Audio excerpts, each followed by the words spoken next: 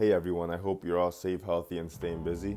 In this video, I'm going to be sharing the audio from a podcast that I was in from Artist Portraits. Maxim's a photographer who has been photographing artists in their studios since 2015, but due to COVID, he started doing this interview podcast series, and I'm really excited to share this episode with you that I was in. This will be the first half of the interview. I will post the second half in just a few days, so stay tuned for that. And I'm especially excited to share this with you because I don't think I've talked too much on my YouTube channel about my practice and the things that I'm investigating in my work.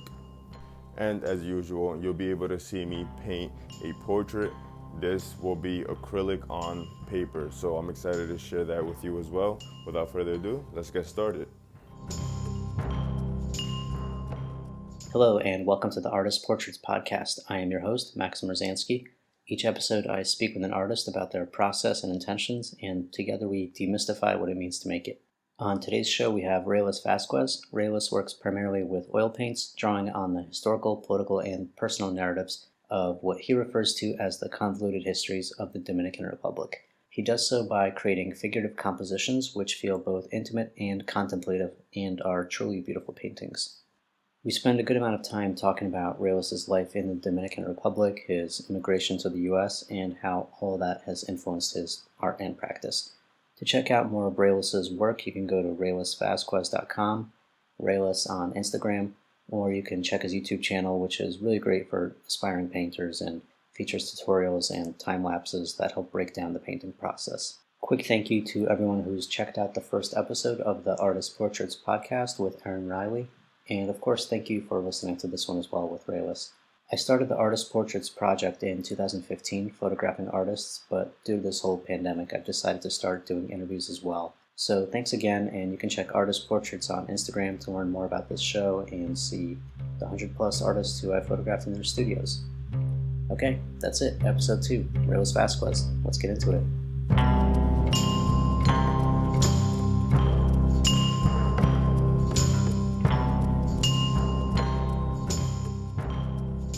I think this is going to be the way I start off every interview on the show.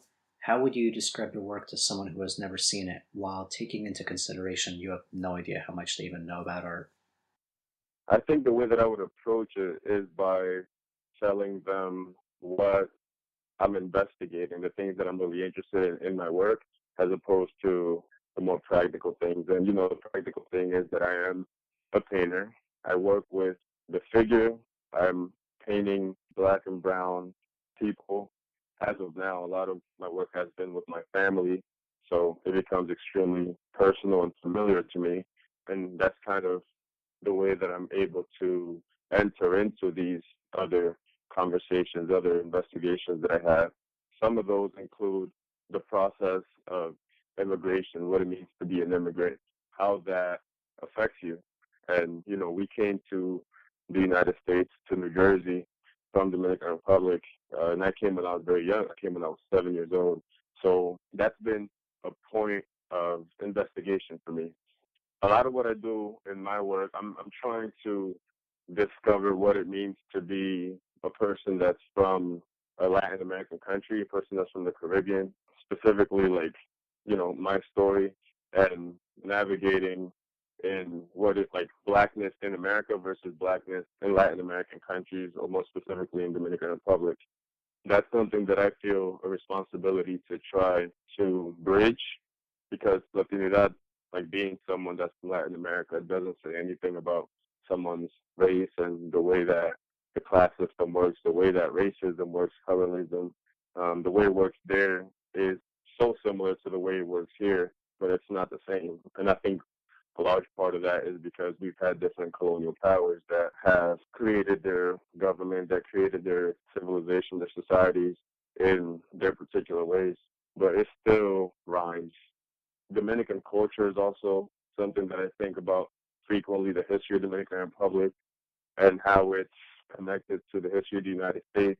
We had a dictator, Rafael Trujillo, who was in power for 31 years in Dominican Republic, and the things that he did were just horrific. But he was installed into presidency, into governance by the United States. So I'm thinking about the effects of that, the present day effects of our histories, and I'm investigating it through, like I said in the beginning, painting through portraiture.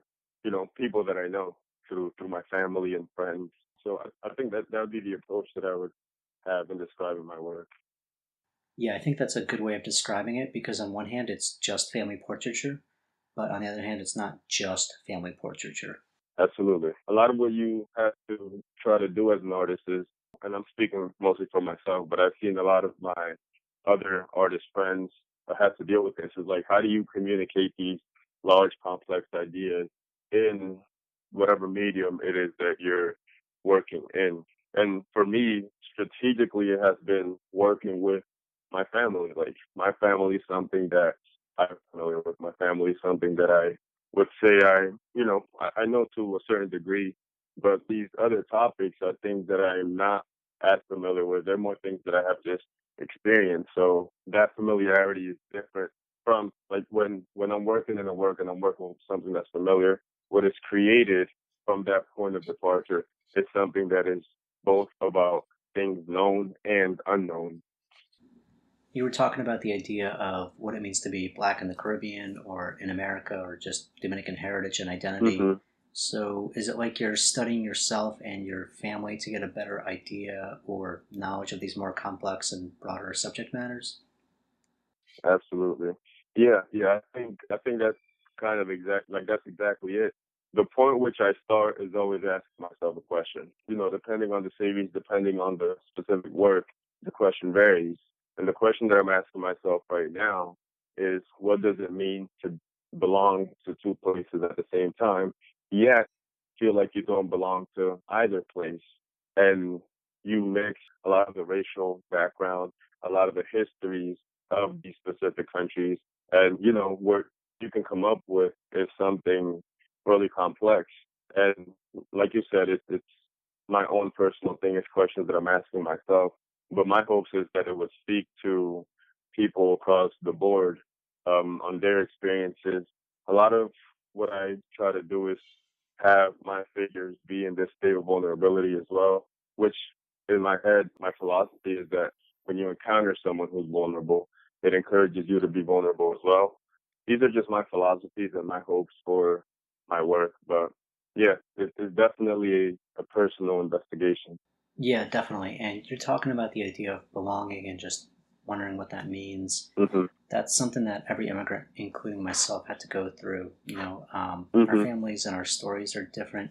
My family are Eastern European Jews, and that has its own tricky history of acceptance or lack thereof. Absolutely. And obviously, you're of Dominican descent, and you can speak more on that. But it's kind of interesting though because we both came to America at age Hmm. 7 Hmm. and ended up in New Jersey. And like when I first met you, when I photographed you in your studio, I was listening to your story, and it's like it's apples to oranges, but there was just so many similarities in our experiences as well. I Hmm. don't know, it just like struck a chord with me. But I'm wondering if you could talk about the idea of belonging, what it meant or means to you, and if you can give us a glimpse into your childhood in the Dominican Republic. Well, first off, I've been back to the Dominican Republic usually every summer since I first immigrated. So I'm still, I have a lot of family there.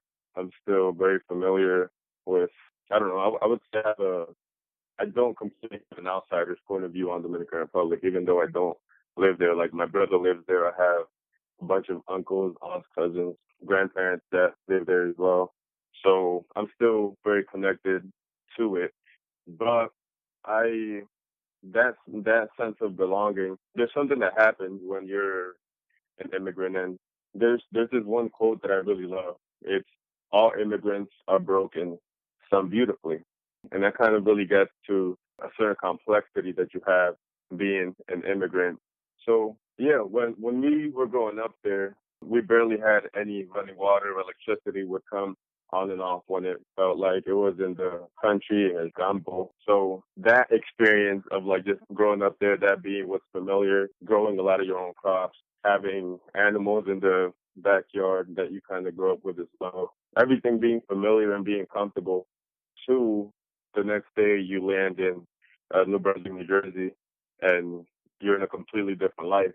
And a few things happen with that process of immigration.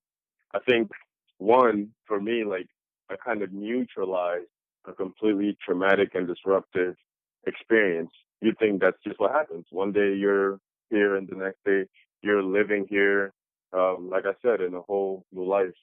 But, it took time for me to start thinking about those things. And the other thing that happens is that you realize, like, wow, poverty sucks everywhere. Because when you immigrate, if you have these dreams and these visions of what it's like to live in the United States, and it's an outsider's point of view. But when you come and, when I first came, my father was working two jobs from like 7 to 11 p.m. every single day. I saw him like once a week on weekends. There were a lot of things that happened at that time, things that I would, that you don't forget, things that kind of make you, that you carry with you. There's this great analogy, and it's kind of dark, so that's just like my warning. It's immigration. It's the same way you'll always remember an arm if you cut it off, with that level of detail that only loss and shock can provide. So yeah, that's where I think I would answer that question. Yeah, I think every immigrant has this idea of what they think their life is going to be like in America, and then 99% of them are in for a surprise when they actually come here. Yeah, yeah. Yeah, it's just like now that I'm older and I can kind of look back on my life, I'm just like, man, like I can't believe how resilient I was as a little kid and some of the stuff that I went through. Definitely, yeah. For me personally, it wasn't until I got to college that I started thinking about everything that I had been through and everything that happened at that time. Like, I thought it was normal up until I had a chance to look back on it. So you kind of need that space. You kind of need a certain amount of privilege to be able to think about, oh, what have I been through? Because usually you're just kind of going through it. So yeah, definitely. Because you have your whole community, whether it's the immigrants here, the people that you left behind, and they're still going through it. So it's like you might have that space and start thinking about these things and start wondering yourself, like, why aren't other people thinking about their experiences in this way? And it's like, no, they don't have the space, they don't have the room to do that. You kind of become to be in a position of privilege to be able to think about these things in these ways. Yeah, it's definitely a privilege to have that time and space to be able to reflect about your past like that. And, I mean, you told us about growing up in the Dominican Republic, and you talked a bit about not seeing your dad a lot when your family came here because he was working so much. But what was the rest of your life or just the experience of adapting to this new country as a 7-year old like? When I was 7 years old, I think that everything seemed okay at that time. You're stuck with the situation that you're in. You laugh a lot and you cry a lot and you kind of adjust and you adapt. You have no other choice but to adapt. So there were a lot of positive things that I was experiencing at that time, and there were so many negative. Just thinking about my family, we left our culture behind, our language, our families, everything that was familiar to us, to basically, like, it's a huge sacrifice. Like, if anyone knows about sacrifice, it's immigrants, Definitely. first generation immigrants. Even though I'm not one, usually do far better than people who have been living in the U.S., because we have that chip in our shoulder that I think only a certain experience like that can give you. And that time, it was positive things and it was negative things, but it was just the experience. So I was growing up and I was growing up in that experience. So, that kind of made me, even though there were so many insecurities, like you're insecure about speaking. I was just learning grammar in Spanish in Dominican Republic, and it was like, nope, that's it. We're done with that. Now let's start fresh, learning English. So it was like that whole process is pretty insane just to think about. It's funny that you remember the losses so much. I was just writing about this today, about the fact that during those first few months, I didn't necessarily remember my mother too much. And I think that a lot of the reason was because she was around those first few months. So everything that's around, you kind of notice and you kind of take it for granted. But things that are missing, like certain people's presences, those things become ingrained in your mind, and you don't take it for granted. Yeah, it's just a weird thing that really happened. Yeah, so I don't know. Thinking back, it's so many different things I could think about, but I remember it in very clear detail, which is the interesting thing for me. And as a consequence of that experience, I immediately started to draw. which is the other interesting thing. After a few months, my parents, along with my grandparents, were able to unite their income and get a house in the neighborhood in a town called North Brunswick, New Jersey. And yeah, so we were able to do that. And then I started drawing. I had a little bit more space. I started drawing. It was the only thing that I felt like I could control at that time. And I think that's really why I started. It was kind of a response to that process. And I started drawing there and never gave it up. Continued through high school. High school, I was a lot more skilled as just a craft person. I was able to draw pretty realistically. Like my skills were a little higher because of all that experience. And yeah, I started thinking about it. I started to get like little successes, like people, like other kids asking for commissions. My mom Mother's Day's coming up. All these little things started happening, and I was really happy in that situation. And keep in mind, like at the time, I was charging like 10, 20, 30 bucks Yeah, for hustling. a portrait. And yeah, so then I got into community college and started thinking about, okay, maybe I could do this for the future. My initial thing was, immigrant me and the pressure of my parents is like, I was super interested in psychology, and I am still interested in psychology, but I was interested to the point where I thought it could be a safe thing while I do the art thing on the side. Because I was passionate about art, but I felt it wasn't secure, and I was convinced it's not secure, actually. My parents were horrified at the fact that I would even consider art as a thing. So, yeah, I think that's kind of how it all evolved from those early days. Everything that's happened, it wouldn't have happened if I hadn't been through that process. I wouldn't be who I am today, definitely. Absolutely. And do you think you turned to art because of there being an initial cultural and language barrier? hmm Art is a whole other way of communicating.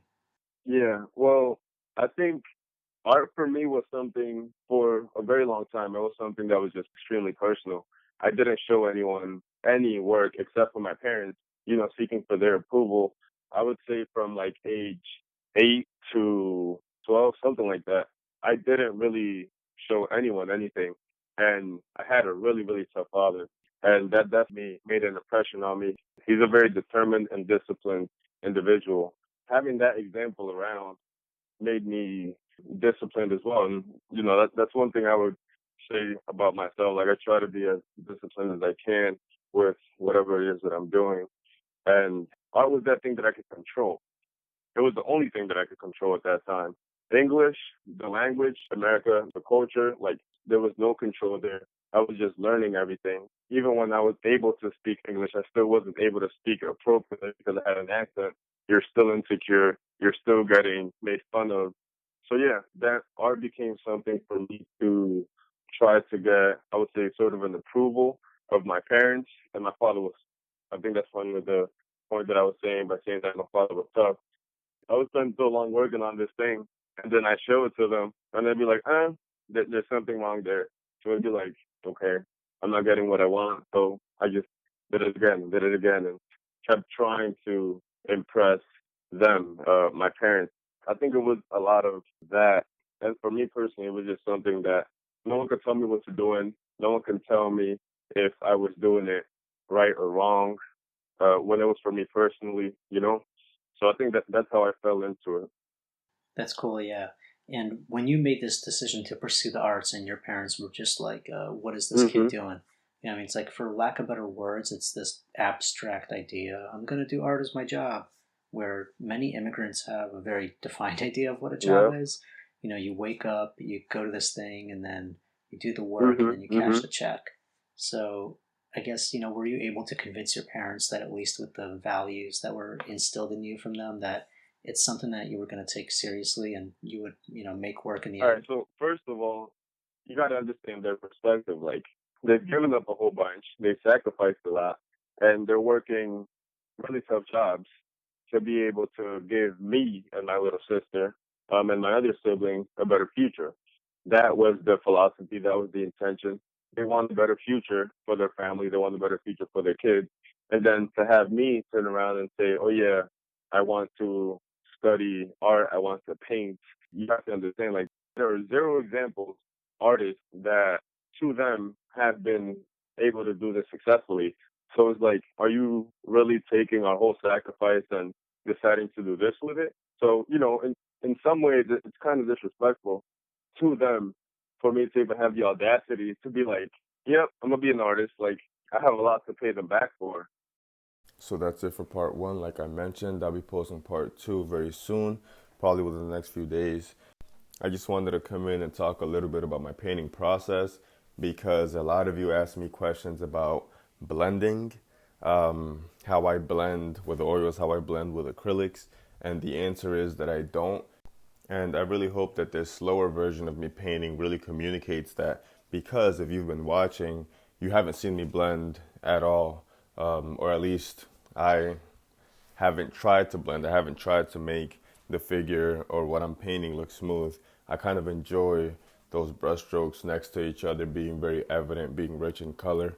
So that's what I wanted to say about that. I hope I earned your like and you enjoyed this video, learning a little bit about my process, and also watching me paint this portrait. So like and subscribe if you haven't, and if you have any questions, please write them down below. And that's pretty much it. Till next time.